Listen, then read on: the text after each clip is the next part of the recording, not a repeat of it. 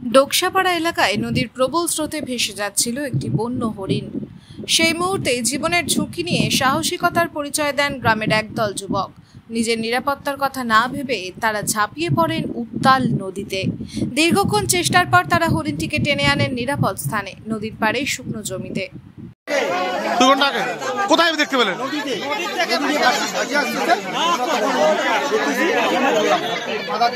আচ্ছা, কয়জন মিলে ধরলেন? 7 জন ছিলেন। তারপরে কোথায় নিয়ে আসলেন? আচ্ছা, ডিপার্টমেন্টকে ফোন করেছেন? কি বললো, আসতেছে? আপনারা কি তাহলে ডিপার্টমেন্টের হাতে তুলে দিবেন?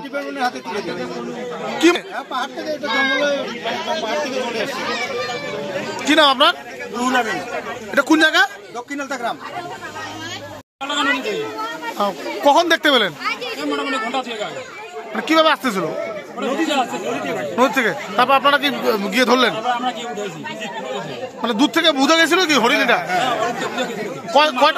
কয়টা ছিল? একটাই ছিল। কয়জন মিলে উদ্ধার করেছেন? এখন কোথায় আছে হরিণটা? বলছিলাম পুলিশ আসছে?